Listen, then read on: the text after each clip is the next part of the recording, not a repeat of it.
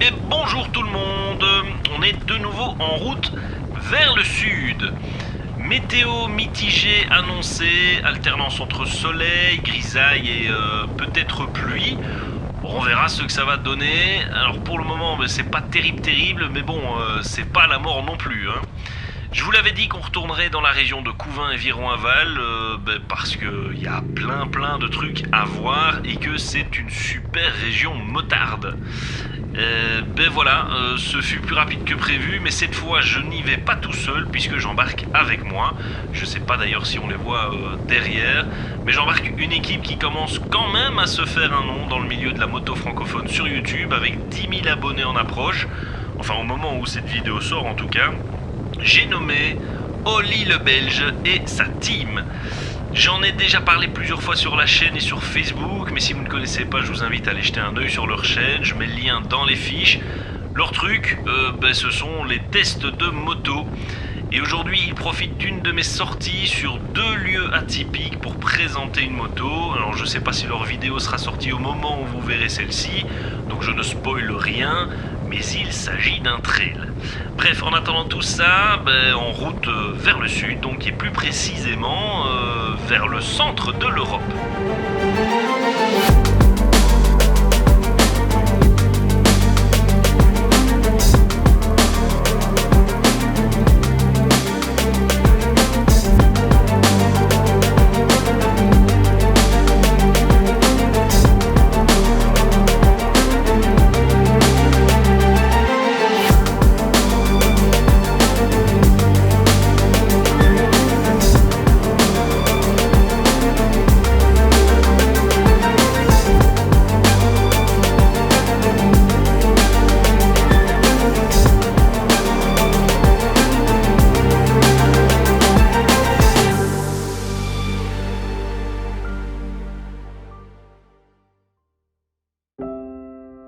Si en 2022, l'Union européenne compte 27 membres, il n'était que 6 à sa création. Enfin, pour être précis, ces 6 pays, à savoir l'Allemagne, la France, la Belgique, l'Italie, le Luxembourg et les Pays-Bas, forment le noyau d'origine de ce qui deviendra bien des années plus tard l'Union européenne. En effet, en 1957, le traité de Rome établit cette première association sous le nom de Communauté économique européenne. La CEE avait pour mission de dépasser l'approche sectorielle, celle du charbon et de l'acier, pour étendre l'intégration à tout le domaine économique afin de créer un véritable marché commun et un rapprochement économique des États membres. Entre 1957 et 2022, la communauté économique s'élargira à 6 reprises, une première fois en 1972 pour accueillir le Danemark, l'Irlande et le Royaume-Uni, une seconde fois en 1979 avec l'adhésion de la Grèce. En 1985, les pays ibériques, l'Espagne et le Portugal, entrent dans la communauté. En 1992, la CEE disparaît pour laisser place à l'Union européenne via le traité de Maastricht. Pour la première fois, la citoyenneté européenne est reconnue. En 1994, l'Autriche, la Finlande et la Suède intègrent l'Union pour compléter une liste de 15 membres. C'est ce moment précis qui nous amène à notre première visite de la journée puisqu'après un calcul géographique, il apparaît que le centre de l'Union des 15 se situe chez nous, et plus précisément à Wany-en-Thiérache. Pour l'occasion, une œuvre de l'artiste Bernard Tirtiot a été érigée, la cathédrale de Lumière. C'est tapé de la route, hein. On se retrouve ici au centre géographique de l'Europe, au centre géographique de l'Union européenne en fait, pour être précis. Donc le VN, il a tapé des bornes. Non mais évidemment c'est le centre géographique de l'Europe des 15 puisque l'Union européenne s'est agrandie, on est à 27 maintenant. Mais au moment où on était 15, eh bien géographiquement parlant, le centre, c'était ici, à Wany-en-Thiérache, donc qui est un petit village pas loin de la frontière française, pas loin de Givet, et qui se situe dans la commune de Viron-Aval. Je vous avais dit qu'on reviendrait dans le sud de l'Entre-Sambre-et-Meuse après le Fonderie des Chiens, après les barrages de l'Odeur, après la Roche à l'Homme, etc., etc. Et encore plein de trucs à voir dans le coin. Et on reviendra encore parce qu'il y a des trucs qu'on n'a pas encore vus. Donc cette année, d'office, on reviendra. C'est un petit endroit ici. Alors je ne vais pas dire qu'il faut connaître. Il ne faut pas rouler trop vite, en tout cas sur la nationale. Pour les motards, c'est une magnifique route. Et alors sur le bas-côté, à un moment donné, vous avez ici ce petit monument avec cette œuvre d'art qui se retrouve derrière moi, qui symbolise donc ce lieu qui a été calculé géographiquement. Voilà, c'est calme, c'est paisible. Si vous passez dans le coin, vraiment entre Wany et Givet, vous pouvez vous poser ici. Il y a des petits bancs, vous pouvez pique-niquer. C'est assez tranquille. Je ne sais pas si on entend bien la caméra des oiseaux, mais bon, c'est assez sympa. Ce lieu paisible situé sur la nationale 990 reliant Aulnois-sur-Viroin à Fumay est le parfait endroit pour se poser et reprendre des forces. Au cœur de la Thiérache, à 2 pas de l'Ardenne et de la vallée de la Meuse, le temps s'arrête.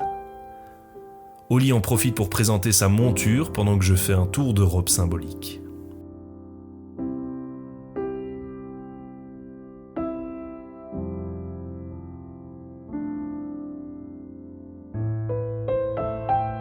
Les batteries rechargées, il ne pleut pas, on se remet en route, direction la France. Bon, on a un peu traîné sur la route et on est dimanche. Et le dimanche à 18h, c'est le live sur la chaîne d'Oli le Belge. Du coup, pour ne pas arriver en retard, ce qui serait quand même très con, ils sont repartis. Pas grave, on aura sûrement l'occasion de refaire un bout de chemin ensemble un peu plus tard, ou en tout cas un autre moment. En plus, je sais pas si vous le voyez bien, mais il fait maintenant plein soleil et ça, c'est beau. Allez, on repart vers un autre site pas très loin du centre de l'Europe des 15.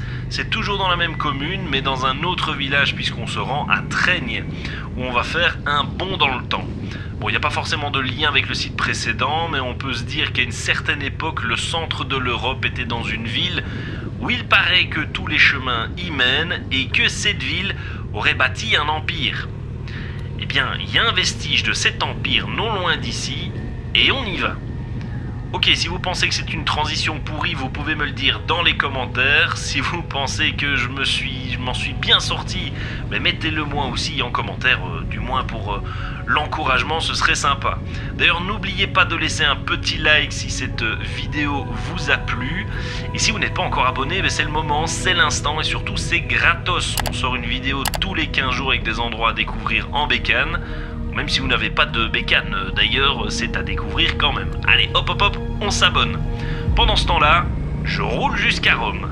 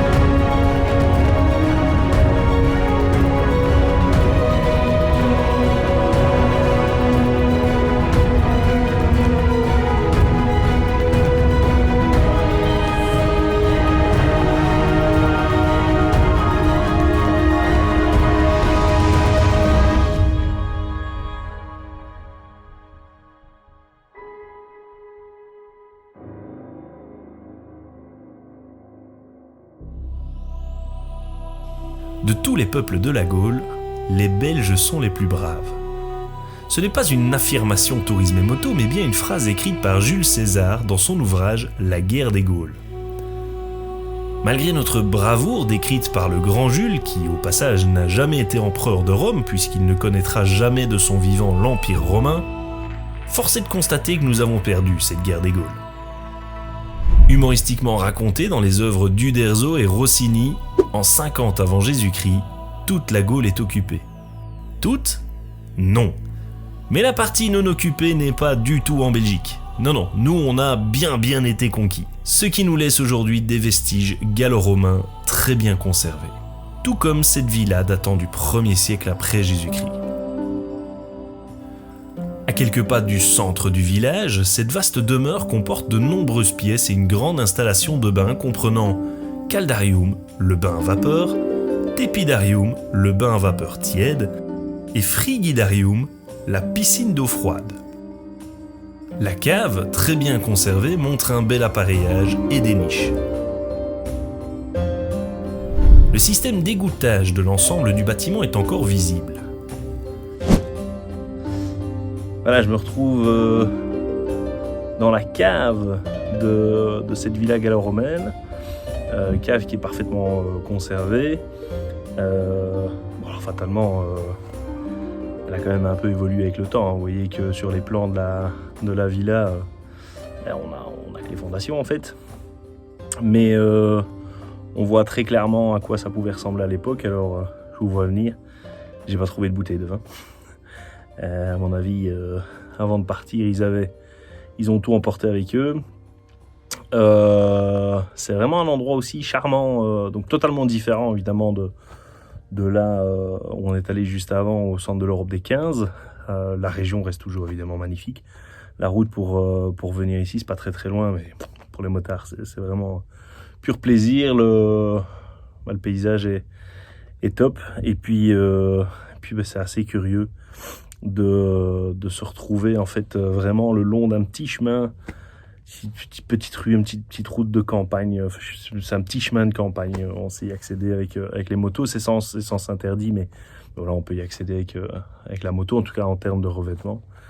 Et tout au bout, il y a cette villa. Il n'y a pas grand monde en plus qui vient. Ce qui fait qu'il y a déjà eu des dégradations, notamment en juillet 2021. La villa a été dégradée, donc ce qui veut dire qu'au niveau de l'office du tourisme ici à Traigne, ils se sont posé la question de l'accès. Est-ce que ce serait toujours laissé en libre accès ou est-ce que ils verrouilleraient? Il y a toujours des petits cons en fait qui viennent foutre la merde. Je comprends pas trop l'intérêt en plus, parce qu'ici on est face à un vestige qui a traversé quand même les époques. Donc ça a été construit au 1er siècle après Jésus-Christ, et je vois pas l'intérêt de venir dégrader ici franchement. Donc voilà, pour le moment c'est sécurisé, il y a une clôture tout autour, il y a une barrière, mais c'est toujours en libre accès, donc vous pouvez venir quand vous le souhaitez. Et comment dire, il y a personne en fait. Il n'y a personne, donc c'est typiquement le genre de petite attraction touristique. Alors c'est sûr qu'il ne faut pas passer une journée ici, on est bien d'accord, mais c'est typiquement le genre d'attraction touristique qui vaut le coup d'œil de venir, et on peut se poser tranquillement, se taire et écouter ce qui se passe autour de nous. Quand il fait bon, c'est juste top, et en plus on parcourt un peu le passé, quoi. Donc voilà, je regrette pas moi en tout cas d'être passé ici, d'être venu voir cette villa gallo-romaine qui est fondamentalement plus grande que ma maison. Donc voilà, allez, on va aller reprendre la route. Il existe une multitude de petits sites touristiques non loin de chez vous qui méritent que l'on s'y attarde un instant. En Belgique ou ailleurs, le passé reste présent pour vous permettre, dans un futur proche ou lointain, de découvrir vos racines et de comprendre ce qui vous entoure. C'est en tout cas l'objectif de Tourisme Moto de vous faire part de ces endroits à quelques tours de roue de chez vous. Nous espérons que cette vidéo vous a plu. N'hésitez pas à nous le faire savoir en commentaire et en y laissant un pouce bleu. Et en attendant de se retrouver pour de nouvelles aventures, ride safe.